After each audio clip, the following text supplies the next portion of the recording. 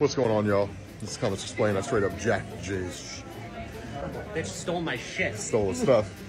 Yeah, man. So this place is dope. Honestly, this place is really, really dope. I imagine most of you guys have no idea who I am. Like, I'm the YouTube version of what Jay does. This place is dope. Jay, say what's up. I got my shit stolen, so now he's making the video. Have fun with the TikTok thing. Have fun with the TikTok thing? Are you for real gonna put this on TikTok? Yes. Y'all remember that bit I did at Rose City Comic Con where I said the easiest way to blend in is just to cover up my hair? Yeah, fuck that. I did the opposite thing at MegaCon. I'm wearing a jersey right now with my name literally plastered on it, front and back. Thank you, Scarlett, by the way. I have been recognized more at this one con than I think I have at every other con I have ever gone to combined. It's possible that you would see a dude with a mohawk at a Comic-Con. It's possible that you would see a dude wearing comic book creator merch at a Comic-Con. There is no way that anyone is both rocking my hairstyle and my merch at the same time. It's like if you looked at a Where's Waldo picture, but everyone else is wearing green and black. This is hilarious, and it's even more funny that all the people that want to see me later in the week, you're not going to see me in this shirt. I'm here on behalf of a company. I'm going to be wearing a comicbookdirect.com shirt for the rest of the week. Thursday was apparently just easy mode. Seriously, come say hi to me if you see me. It's awesome being able to see you guys, and I love it. A brief public service announcement from your friendly neighborhood Panda Red. Just because I shoot Damien at 3 feet tall does not mean that I am short. I have been recognized more times at MegaCon than any other con that I have ever been to, and almost every single one of those interactions, there has been a comment made about the fact that I am much taller than people thought I was. No matter how many times I tell people that I am 6'1", no matter how many ceilings I touch on camera, apparently people aren't getting it through their heads. So I'm gonna make this a little bit easier, and we're gonna do this a different way. This is me compared to a canonically sized Wolverine. Oh, is that not a good measure? Hold on. This is how big I am compared to a canonically sized thing. You know, this actually makes me look shorter. Hold on. Canonically sized Captain America and me are like an inch or two off, maybe. While I do not find it insulting, I do find it hilarious. Maybe someday people will eventually realize that I am in fact a large man. But somehow, I don't even think that this is gonna do that. Alright, back to the con. Ta-ta! Okay, so I'm taking a minute to sit down and take a breather while I'm at my last day at MegaCon. And I got a question for all of the Comic-Con going comic nerds that are in my follower base. How many days is enough for a con? How many days do you go? And what do you do while you're there? Let me give you some examples. So before I got together with Scarlett, I was a one-day person. I would go to cons, but I would only go for a day. I would only go to the show floor. I would go, I would look at the stuff, I would get what I want, and I would leave. Maybe spend some time in there to actually like people watch and stuff like that. But that's all I really did. I was only really there to look at like the cool vendors that I only see once a year and then leave. But then I got with Scarlett, and Scarlett is a everyday available person. Scarlett loves going every single day. She loves doing different cosplays every single day. She'll love to be able to walk the complete show floor, do photo shoots, do everything that she could possibly want. Go through Artist Alley. She's a big Artist Alley person. And that was a culture shock for me. And then while I'm here, one of the people that I'm walking around with is Nikhil Clayton. And Nikhil, when he started going to cons, he likes to do a completionist run. Like, my man likes to go through and actually like attend every panel that he possibly can. Even if he's not interested, he just likes going to be able to go to those things and like learn new stuff. And I've never heard of that before. That's another con experience that I've never even thought of. So like, con going comic fans, how do you go to a con? What do you do while you're here? What is your general vibe? And how many days do you go for? Because I'm starting to wonder if I'm the weird one for only going one day. Or I guess used to go one day. I'm 4 day. If Scarlett's 4 day, I'm 4 day. I gotta go. I'm never gonna say no to more comic stuff. It just never even crossed my mind before her. But let me know, genuinely, because I'm fascinated. I wanna know. So it's settled then? Yep. We need to fix our car. We need to start saving to move out. We need all of the money that we could possibly get right now. We are not going to buy anything at this con. Exactly. We didn't even pay for our ticket. We were brought out here by a company, so that we have no money down on this, and we shouldn't put any money down on this. Right, because we need to save, because saving is important right now. Exactly. Any level of fiscal irresponsibility is going to really screw us in the long run. What? Dude, what? I don't know, I blacked out and I woke up and I was already wearing it. Okay, it's fine. It's fine. We can recover this. Just tell me you didn't buy any more. What is it? There's a slight possibility that I am wearing a domino mask. Under this mask. Under this mask. God damn it, Panda! Do you ever see something and then suddenly feel grateful about the time that you live in? Never have I felt more grateful to be an artist in the digital age than when I was at OAX a couple weeks ago. Not because any of that art would have looked better digital. It's all amazing. It's incredible. But because something suddenly came into stark focus. Namely the fact that layers used to be literal. Every single individual thing that was not the actual art on the page used to be its own individual layer that would be placed on top of a page. Which makes sense when you think about it. You want a logo to look the same on every single picture? Make the logo separate, make the artist leave a spot for the logo, and then just Xerox the logo on top of the art for the colorist. It also makes sense when you think about the fact that letterer is a separate job than artist. An artist is working on a bunch of books at the exact same time. They need to churn out a lot of art at the same time. They can't be sitting and worrying about where a speech bubble is going to go and how the type is going to go in there. So the artist is just going to finish the art on the page and then hand it off. And then the letterer has to make individual speech bubbles that are, again, going to be pasted on as separate pieces of paper after the fact. That sounds like a logistical nightmare. It is a miracle that comics exist, period. And the thing is, when I was at OAX, it's very obvious this is how comics used to be made. A lot of the original art there, if the speech bubbles were included, the speech bubbles were separate pieces of paper that were on top of the page. Like, it's not 100% of the time, but it's a good portion. God, anyway, respect old comic book artists, because making comics used to be an art of scrapbooking. And I think that is it. After spending the last 12 long years training and buying all of this equipment and building a superpowered car and setting up this massive underground cave, I think I'm finally ready to take on the common criminal element of Gotham. So just take out the mob and the common criminals that took my family from me. Should have this shit done in a couple of years. Where is he? He's usually here within minutes of the light being turned. Ow! Batman! God, you startled me. I know I flipped the signal on. We do need some help, but trust me, it's a pretty slow night tonight, so let's get into it. First of all, Killer Croc's out in the sewers again. Clayface has been spotted in multiple sections of the East End, but it's really unclear if it's the first one or the second one. Really, we're trying to run some intel on that right now, but we'll get back to you on that. The Riddler has placed another 500 trophies around the city and also took about 50 hostages. Both Harley and the Joker are out today, but neither of them are interacting with each other. I think they're on the outs again. Joker poisoned the entire Gotham waterfront because he's trying the whole Joker fish gamut again, even though that was legally proven to not be a viable source of income. Whatever, he gets to do him. Poison Ivy has turned the botanical gardens into a rainforest again, and Mr. Freeze has been spotted at Star Labs stealing various blue-coated materials. He thinks that they're cold, but I really don't think that they are. They're just kind of blue. Marsupial Boy, what does the Chuckling, left a couple of his Robin freakazoids out just roaming about the Boweries, so that needs to be cleaned up. Oh, and the Falcones and Maronis are having another gang fight in the middle of Gotham, so whenever you can get to any of that. I just wanted to take out the mob. Just the mob and some muggers. That's it. What was that, Batman? Said you're right, it is a slow night tonight. That's what I was thinking. Oh, there's also a couple of joy dealers that are out. Oh, god damn it, this again! Ugh, fine, I'll handle that. I have to do everything myself. So I do want to answer this question, but I want to answer it in a very specific way. Because I think that this comment doesn't really understand something about Batman that a lot of people don't understand about Batman.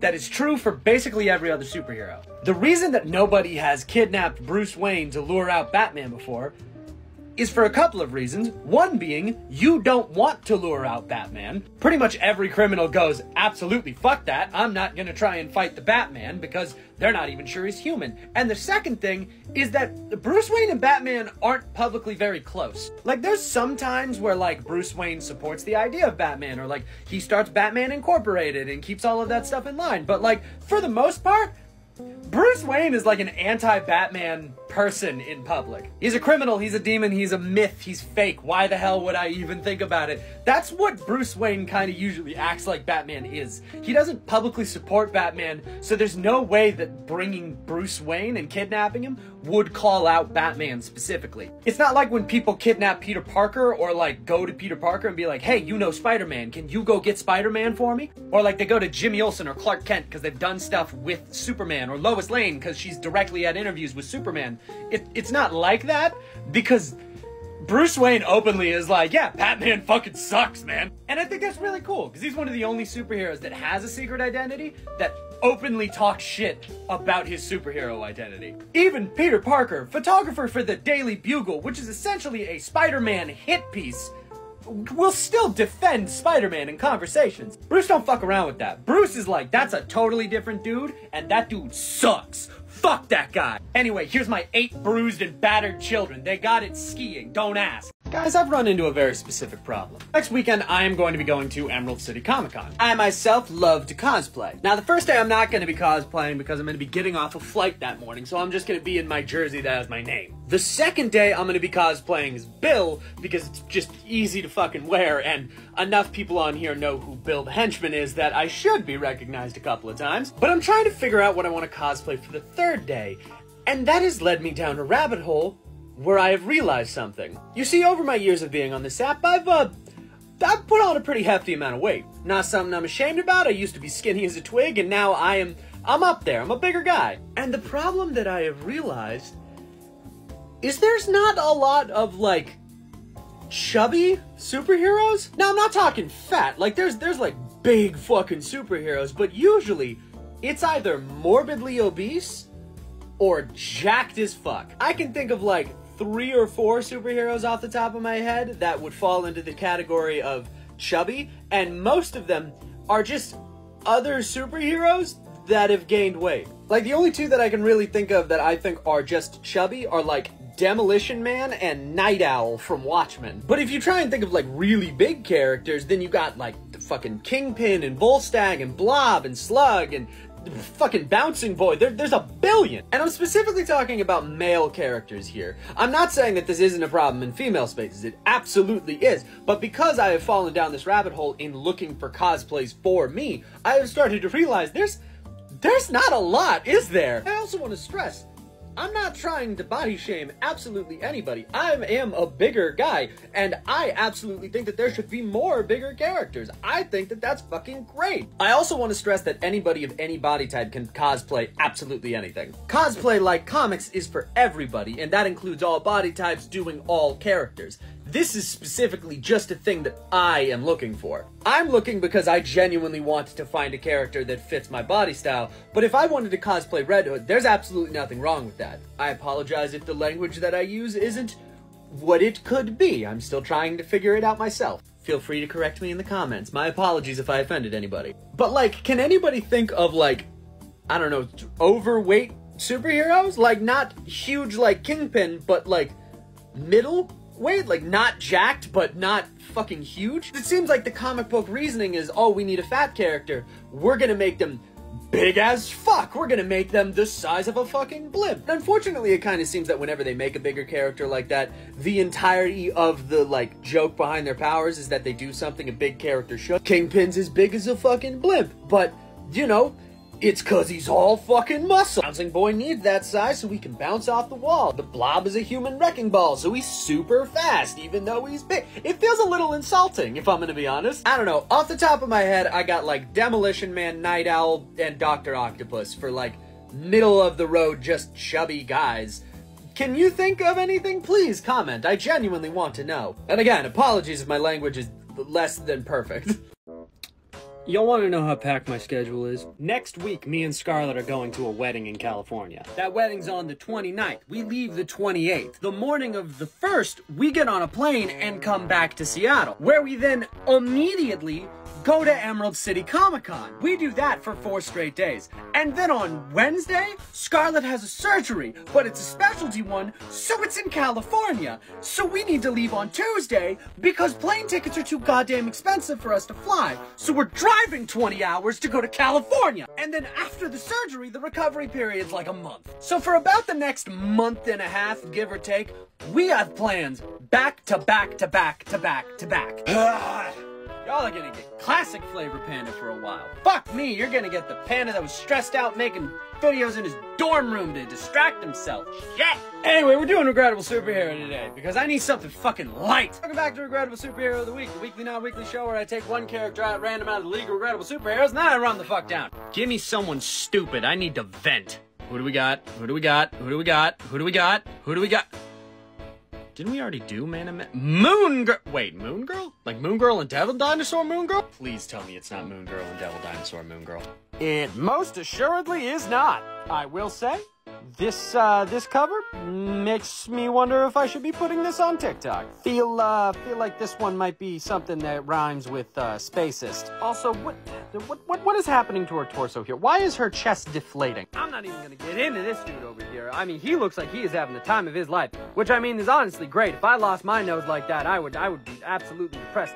Also, on Maine for free, my man. Like, she is wearing shoes. At least they're like ballerina shoes, but I mean, just barefooting it out here, dude? You do not look like you are built for this.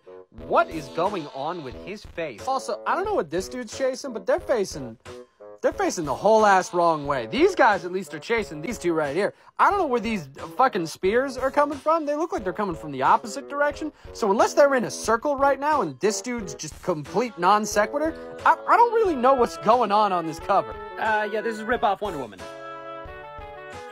That's it. This is rip-off Wonder Woman. Moon Girl was created by Max Gaines, Gardner Fox, and Sheldon Moldoff in the Happy Hoolians? The Happy Hoolians #1 in EC Comics in 1947. Stop me if you've heard this before. The princess of an isolated island of warrior women takes off to America to fight crime. Her abilities are enhanced by the magical jewelry that she wears, and whenever she is not fighting her mostly female rogues gallery, she is infusing romance into the comic while she tries to pursue her male love interest. No, this isn't Wonder Woman. This is Moon Girl. Her name is Claire Lune. C-L-A-R-E-L-U-N-E.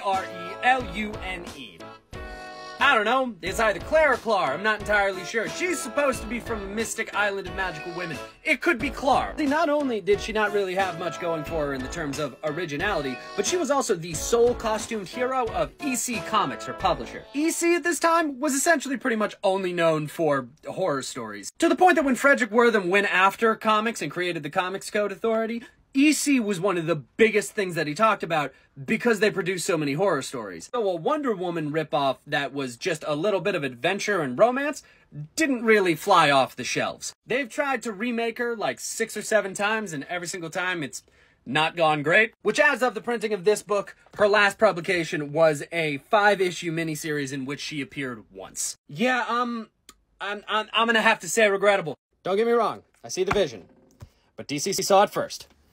And better. You even have a fucking W on your belt. You knew what you were doing. That is going to be it for this month. I just want to say thank you to all of my lovely, lovely patient patrons over on Patreon. Amanda Barnstead, Andra Landowitz, Anthea Yu, Bill Bro, Brendan Bilbrey, Carol Cowett, Christopher Bosgard, Danny Walker, Definitely Not 5 Gene Stealers in a Trench Coat, Devin Nicholas, Dee Dee, Dragonfang, Eddie XIII, Elizabeth Rush, Frank, Gamer Zoom, Gamer X, Gamma Pool, Have a Heart Tin Man, In Japan, Ivana Marin, Jacob Zafel, Jake Williamson, Jeffrey of Isles, Jeremy Strickland, Kat Q, Katie Did It, Kathy Coker, Kyle Rayner, Imni, Magu, Max Baker, Midnight Ace Evergreen, Nixie Shimo, Noah, Righteous Duke, Ricky Tiki Davi, Schmop Clop, Shadow Spike, Simply Smithy Jr., Silver Bullets 23, Slytherin Deception, Sorino, Tangled Web, The Brain Teaser, The Holy Corota, Thomas Randolph, Toon Reaper, Toybox, T.S. Famder, Tyler Ellis, and all of my other lovely, lovely patrons over on Patreon. And if you too want your name read out in the credits of every one of the videos that I do over here on YouTube, then head on over to Patreon and subscribe for $15 or more. Or, if you just want to be generous, even $1 help. Guys, it has been a fucking month for me. It is March, and at the very, very end of February, I said that I was going to be going to a wedding and then to Emerald City Comic Con, and then we had to travel down to San Diego for a surgery for Scarlett. That's over now. She's all good. It was a really routine Roux-en-Y procedure. She needed it for her acid reflux, but it's all good now. But God, it has been a stressful couple of goddamn weeks, and because of that, I hate saying this almost every single month, but I have been on the back foot when it comes to content because of how rough life is. Life really does kick you in the teeth right when you have everything else going on, doesn't it? I am actively working on other YouTube videos right now. I promise to get those out as soon as possible. I hope you guys enjoyed this month's content, and I will see you guys in the next one.